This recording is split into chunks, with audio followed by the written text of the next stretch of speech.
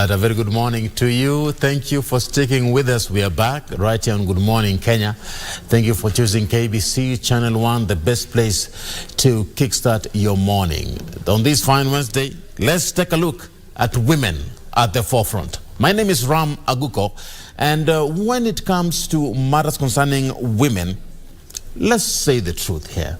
Both men and women face obstacles equally. We all have obstacles that we face, both as both men and women. Regardless, women face specific gender-based hurdles and obstacles that are specific for them, and we need to find out how best can they tackle these obstacles that they face. How can they jump through these hurdles? What are the solutions that women have before them? Do we have the ability to have equitable shares when it comes to opportunities, funding, finances? Let's talk about women this fine Wednesday morning. And ladies and gentlemen, it is an honor to introduce my guest. Joining me this morning right here, I am with Muturi, the CEO of Jambo List. Welcome to the program. Thank you. How are you feeling?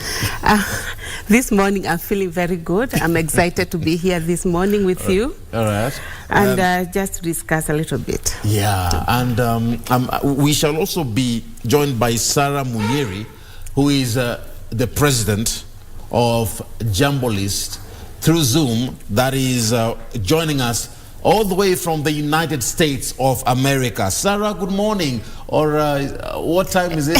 it's from wherever you're watching us, from which part of the United States? How are you feeling?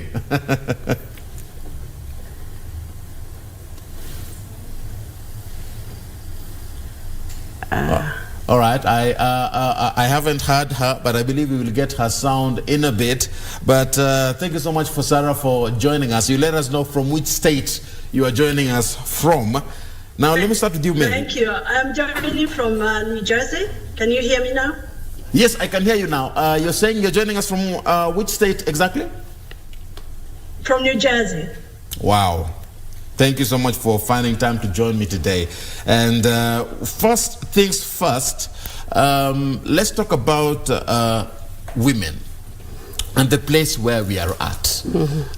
I'm looking at Jambo List and what it does, and it's interesting that you're trying to, empower women out there. What do you think about the state of women when it comes to opportunities that are there within their disposal? When I started, I said that both men and women face challenges, mm-hmm. but women have particular ones that are gender-based for them. What do you think about that? Yes, as I said, my name is Muturi of Jambo List. Mm-hmm. And it's, I believe, one of those companies in the U.S. which are all women. We are 3 ladies, mm-hmm. and we started because of the challenges that small businesses were facing in reaching one another. But, women have got a disadvantage when they are getting into a field. Sometimes people don't believe that they can manage or they can do. And especially like us 3 women in the U.S., I am retired, but my other 2 partners are working. And of course, it's like, how can you juggle 2 things at the same time? But women have got power inside. They have got this thing inside them that pushes them to see solutions happen. So even if though there are challenges of even going to get finances or just approaching doors, it's different in the U.S. than it is in Kenya.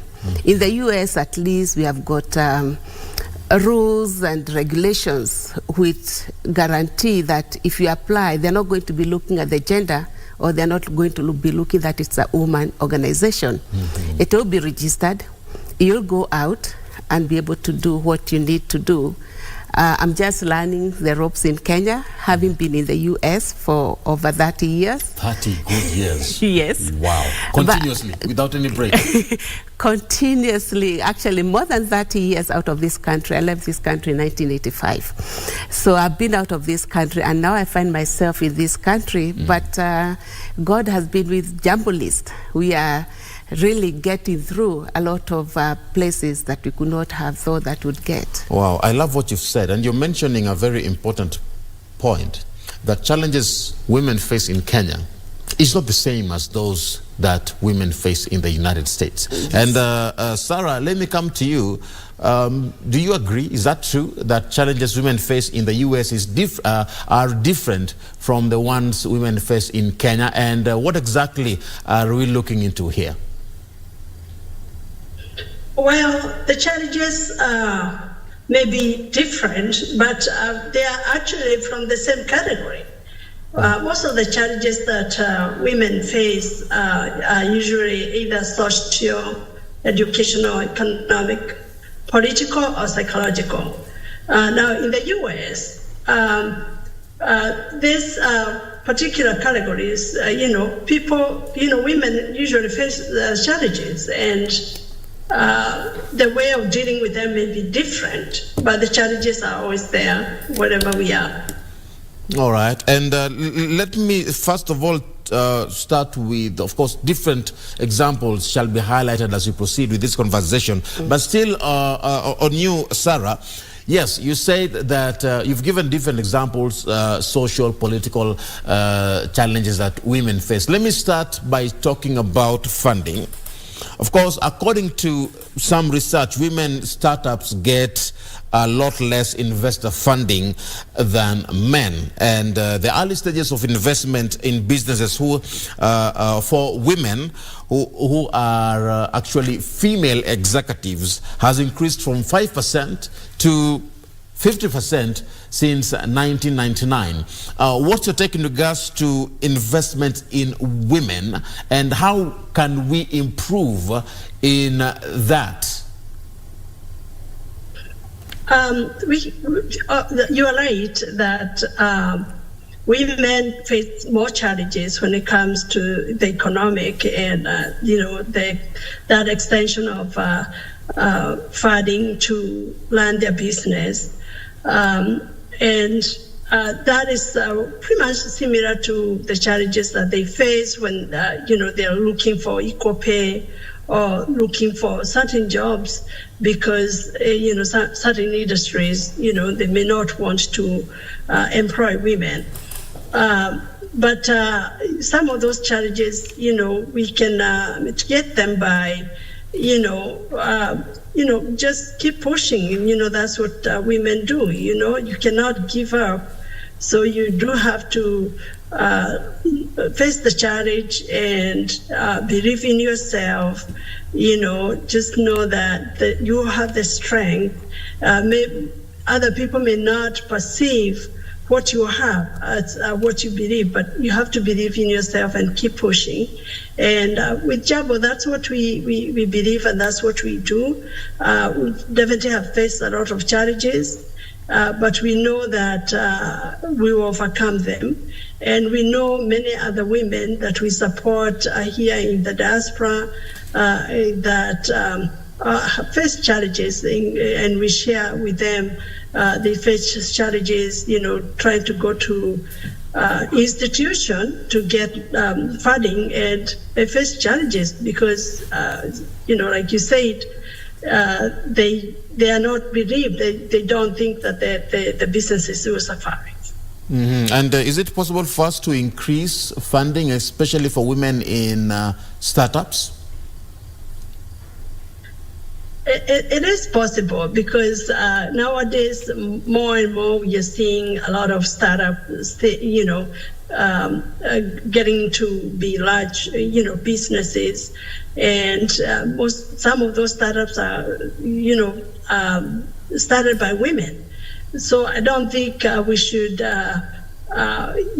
discriminate based on the gender. I think other categories should be used to determine whether funding should be extended or not. There are many businesses that are nowadays, even in Kenya and other parts of the world, that are led by women. And those businesses are ending up, some of them becoming, multi-millionaire businesses and growing to employ many other in our country and in our local areas where women live. Very interesting sentiments by Serah there, Mary. Do you agree with what she's saying? And I'm looking at the aspect of investing in women, and I'm seeing what she's saying to be true. That many businesses today, we have seen them run and started by women, and they're doing very well. Give your thoughts in regards to that. Also, startups that women have. Yes, giving a contrast between the US and here, and I think it's almost the same thing, because like black women and being black in America, there are always the challenges of discrimination. Although, of course, they have got many grants that they try to give to the minority, to the women as minority, to be able to start these businesses. But sometimes you find even then, you are not able to access those funds. And even here in Kenya, you remember that they started the 30% for women during the last regime. Exactly. Yeah. But how many women really benefited? We as diaspora people, when we actually even registered a company so that we can be able to take, take advantage of the 30%. But we have never really even done anything with a company that we started, because it's so difficult to get inroads, even to be able to access those funds. And I had somebody mention and figure, it's like, oh, it was 30% for women, but all the businesses were taken by men.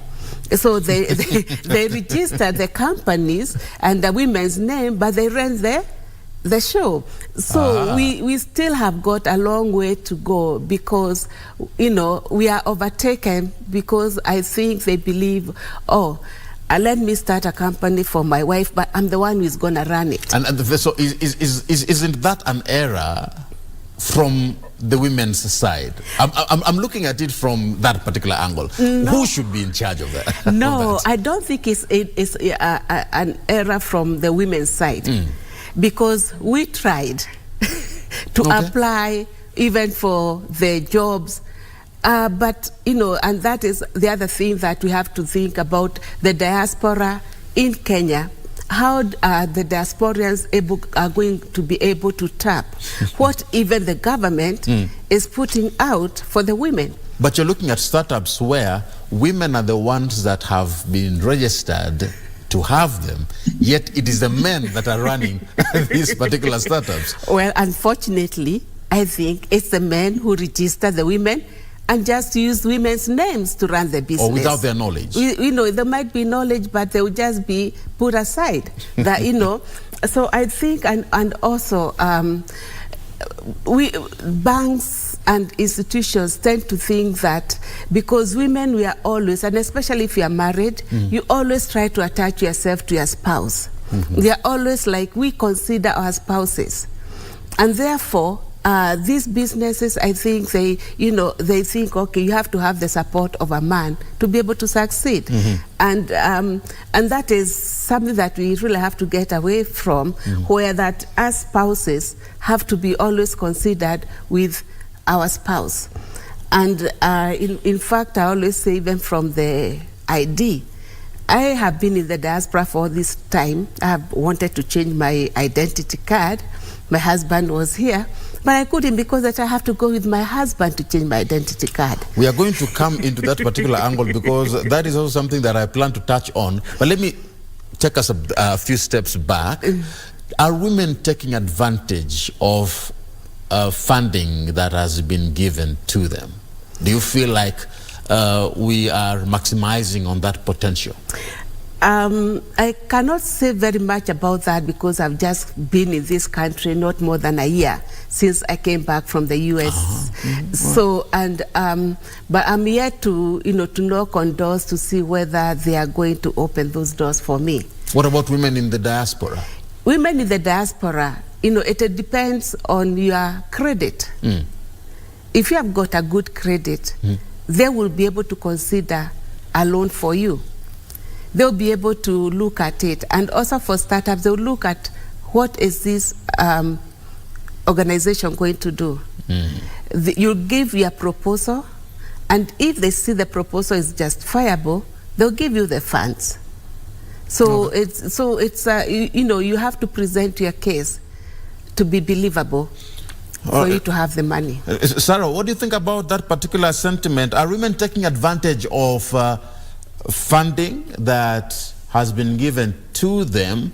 And do you agree that at some point women could be letting go of the rope? One of the challenge that women face, or I would say even in particular the women of Kara, it's lack of information and lack of know-how. Because some of the funding that is available, women don't even know it's there. Women have may not have the expertise or the knowledge to go about applying for such funding. But where they know, women are taking advantage of that and they apply for the loans or the funds. Do they get the funding? That's another question. It's relative. But where they know that the funding is, women do apply for those kind of. All right. And I'm looking at sensitization. How far are we? What are the steps we've taken to sensitize women to be aware of the opportunities that are available for them? Mary. Let me say again, I've lived in the US, in the US yes. more than I have lived here. And I think, as Serah says, it's just the lack of knowledge, and also the women in the diaspora tend to have just, thinking of working to raise up children and all that. Of course, there are few women now who are now starting businesses because we have got more professional women who have been in the country for a long time.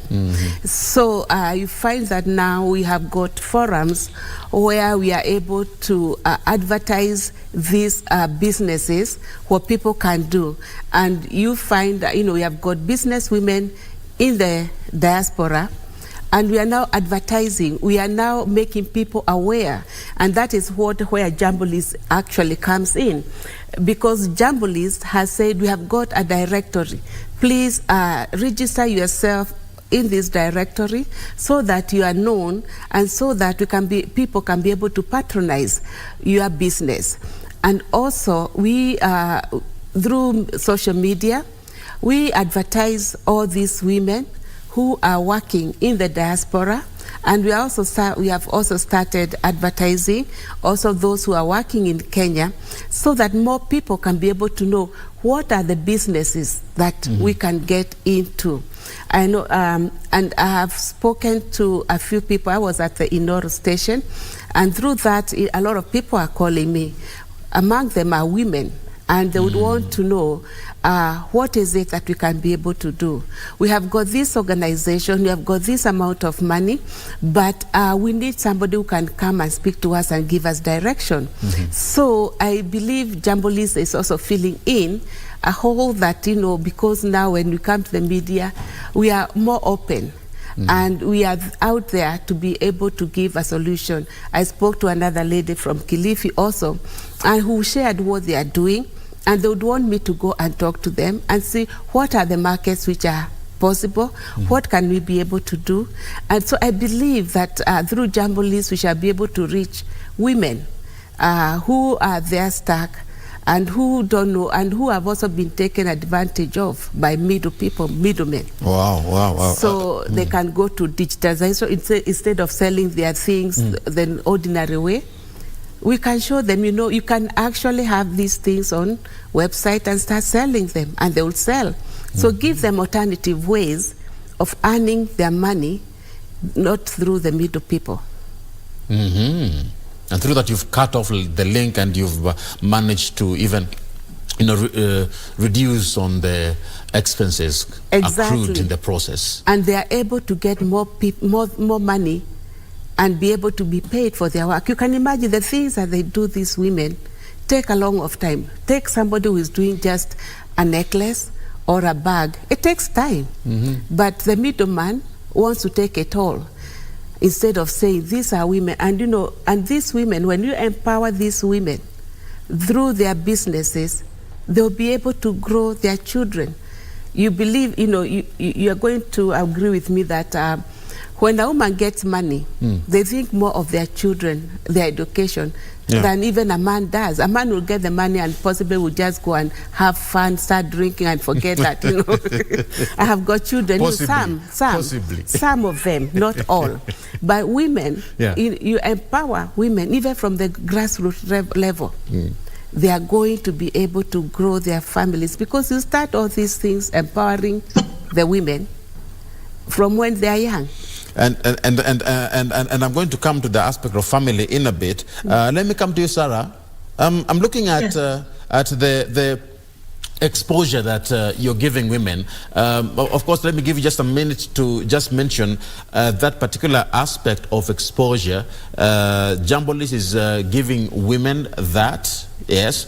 Now, when you look at you've been on the ground. You've managed to speak with different women on different times. Within the season that you've managed to talk and interact with women, do you feel like there needs to be more exposure given and laid out to these to women out there to be aware about the alternative solutions that are there for their challenges? Yeah, there is always room for improvement in the area. And speaking in the diaspora, we know that there is that gap that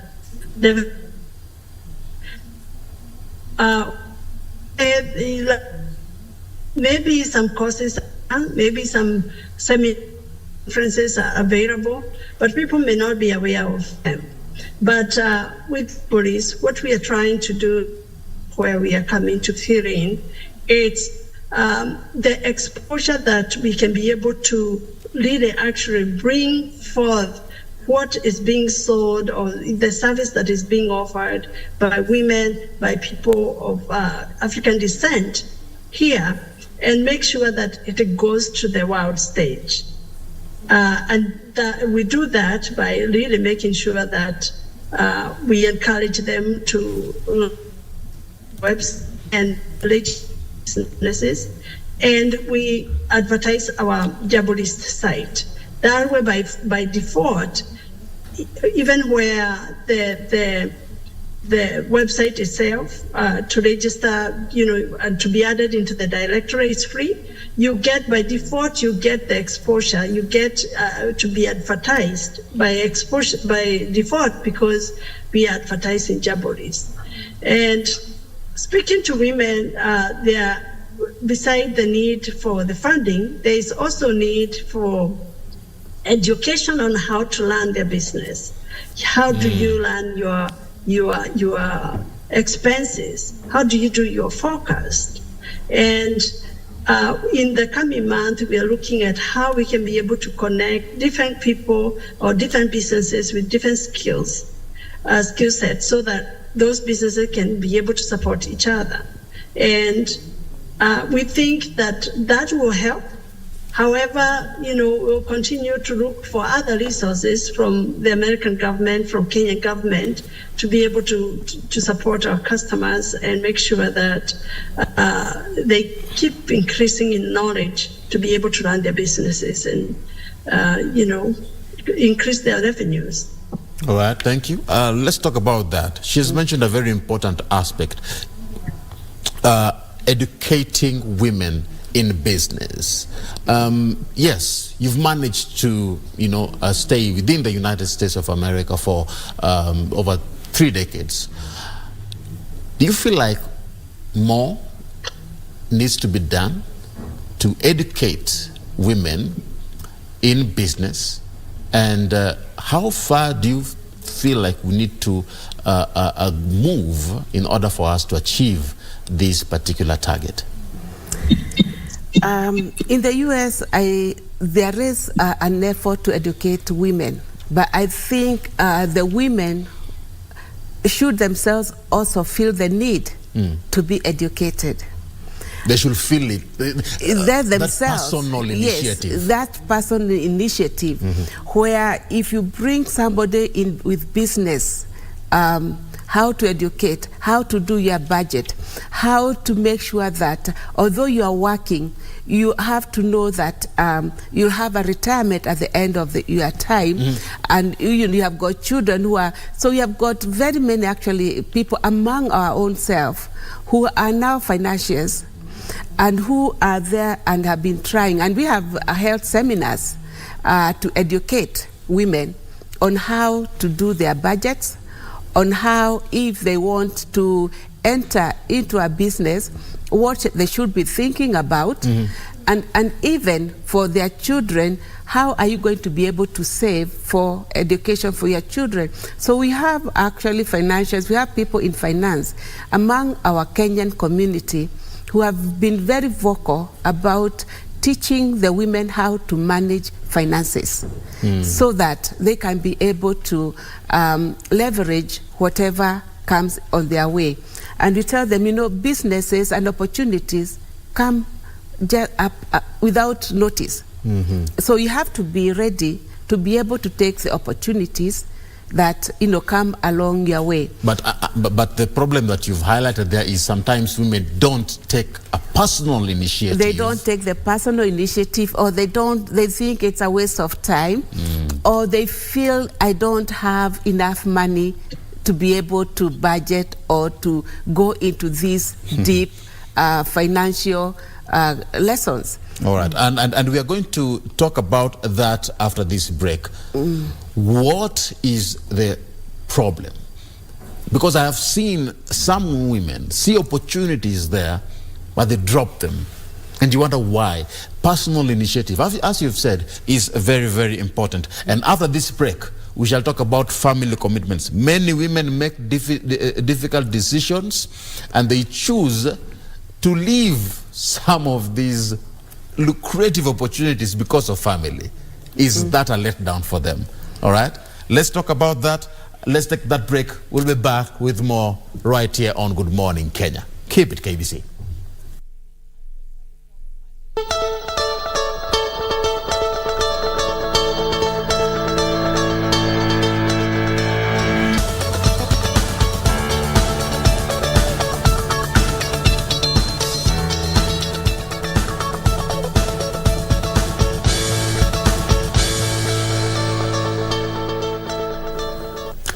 All right, welcome back. We're still proceeding with this conversation. It is women at the forefront right here on KBC. This is Good Morning Kenya, if you've just joined us. And my name is Aguko. And we proceed with this conversation. I am with Mary Muturi, who is joining me here in studio, the CEO of Jambo List. And via Zoom, joining us all the way from New Jersey, is Serah Munyiri, the president of Jambo List. Thank you so much, ladies, for being part of this conversation. I love how the conversation is flowing. Let's wrap it up on the initiative part. Self-initiations, self-motivation, that self-drive, push. And on this, I want to bring in Serah. Serah, what do you think about the aspect of self-drive for women? Is it that we lack the female mentors for women who can be able to push them to their limits?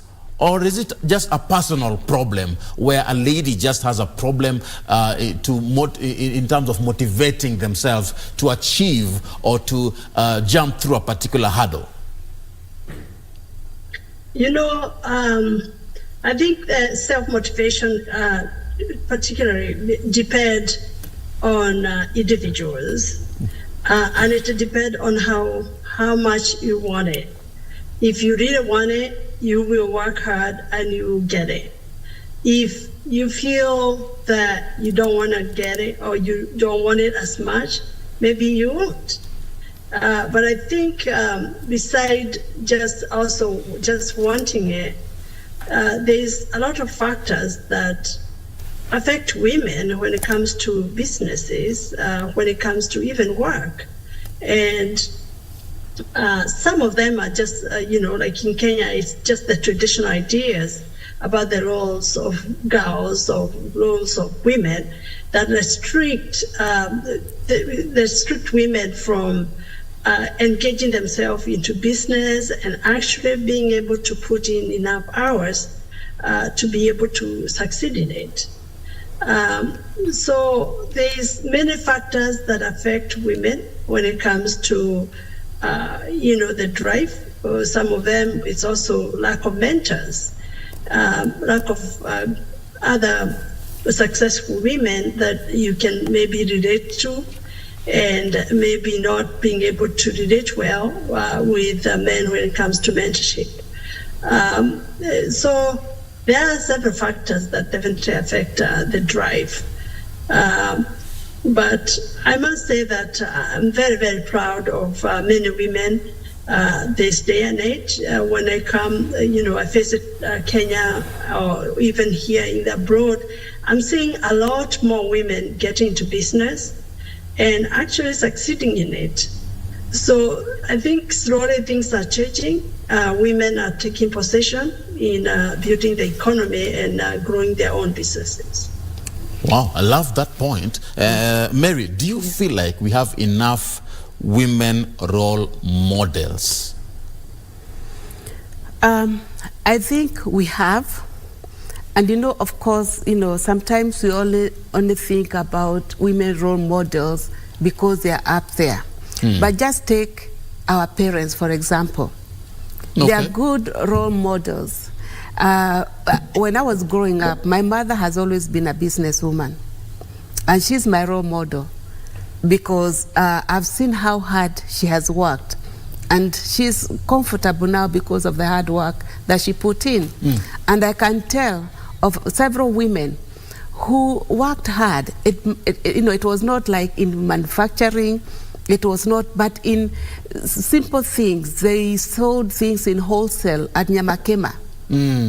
And they had shops which they were wholesale shops like my mother had. And then she went to construction and then, so there are enough role models if you're not only looking at one particular area.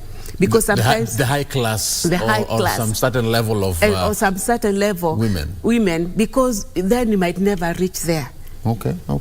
But if you just start from the basic and see somebody who is waking up in the morning, going to hustle, doing something, and not just staying in the house, that's still a role model of a child to know that my mother has been hustling to educate me, has been doing. So it is just letting children and letting everybody know that surely it's not just those people in the high echelon that are role models.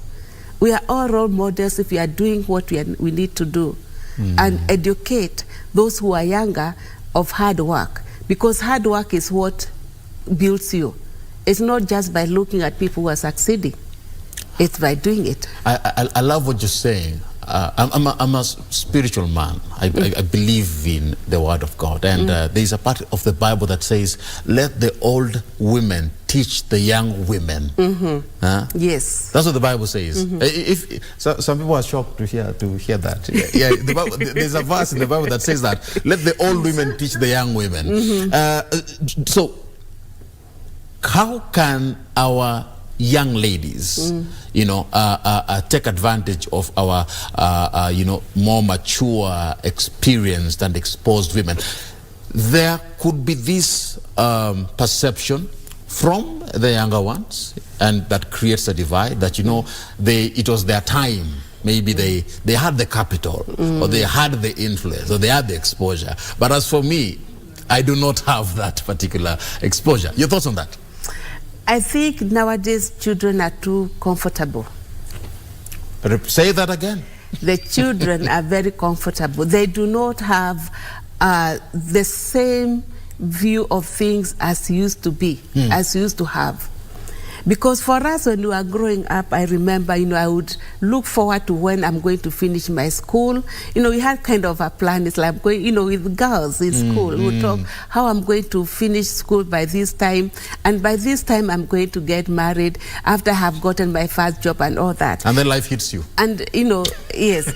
But, and you find we're more focused than it is. Then, we were given more responsibilities at home than now, when most of the homes, they have got nannies.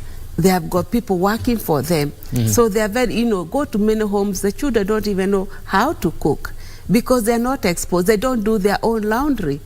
So the things that we grew knowing that these are the basic things that we need to do are no longer there. And then, of course, we have got younger mothers. And the younger mothers, the empowerment that they're giving their children, we have got TikTok coming up, and you find now is like a child and a mother are doing TikTok. They are dancing. The mentorship. So we have to reevaluate what are we teaching our children, even as mothers, and where do we start them? And I think we have a lot that we can do, and even those women who are advanced can be able to do. We can go to school girls and start from there, mentoring them from high school, from primary school. Yeah. When we were growing, we knew all our ministers. We knew who is who. As a child, that's true. That's true. Yeah. We had civics education, and we kind of like, I think, were patriotic in a way that, but although we didn't know, because of course now the population is bigger. We had, but the knowledge is there. The knowledge is there, and we only had. What was it? Was VOK, Voice of Kenya. Black and white. Yours truly. Yours truly. Now it's how do we mentor? How are we able to get out of all this noise and be able to mentor our children, especially the girl, and tell them that they are able and it is possible for them to be the next president, for them to be a governor, for them to get into business and be and also philanthropy, people giving back to the society. I remember there was a time in the country where we had the very first time in history where we had a woman vying for presidency. Yes. Man. All right. We'll get there. We will get there. And we are there, actually. And we've had women vying for presidency. And I'm looking forward to a time where Kenyans can be able to see that as a positive move. I'm sure, because we have had, we have had other presidents in other countries, and they have been very successful. All right. I want us to move to yet another aspect of this conversation. Family. You mentioned this earlier, and I wanted to touch on it in a very deep way. Let me start from the perspective of investments. You mentioned it, that women sometimes start businesses. They can start a particular investment, and in the process, their husband picks it up. Sometimes it gets picked up to the point that the woman has no control over that particular business.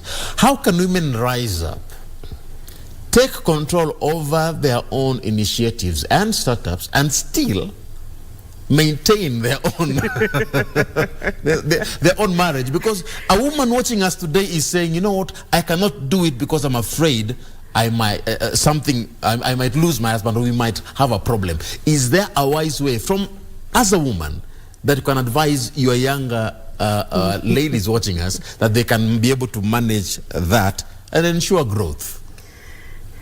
I think family dynamics are very different. Very different, yes. But there's one thing you see, a man of God, humility. Did you just call me man of God? Hallelujah. Somebody say amen. You believe you are Christian. Yes, I am. So, yes. Humility is very important in everything. And if you're humble, Yeah. And you're not trying to compete among yourselves. And also, as a family, know your role. Respect it, and even man to respect their roles, and know that they are there to complement one another. Yeah. They will be able to work together. Leave arrogance and pride, and nobody wants to go ahead of the other. That I am more empowered. I know more than you. No. Challenging the man. No, you don't have to challenge the man. You might even be the most educated one, but humble yourself. You must be the one who is bringing more money in the house. Humble yourself. And know that you can, even with that money, without your husband, you also can't do much. Because as long as there's no agreement in something, it cannot grow. Yeah. As long as there's no unity, even the Bible says very well that without unity, nothing can be able to be built. But where there's unity, God commands a blessing. Yeah. So I think I would really advise the young ladies, young couples, to sit down and communicate and try to talk together. What is it that we want to do, regardless of who has got the money? Of course, as I said, families are different. All right. But be humble and try to understand and listen to the other partner. And I would believe also that for the men, they should also believe with what their spouses are doing. And as spouses, important, keep everything in your home. Don't go out there and shout it out, because there are others who don't usually mean well for you, and therefore the advice that they're going to give you is not necessarily that which will build your marriage. It will destroy your marriage. It will destroy your marriage. And let me get to Serah. Serah, I believe you're following the conversation from New Jersey. You give in your thoughts on this. We have societal expectations, we have family dynamics. How can women grow regardless of these two variables?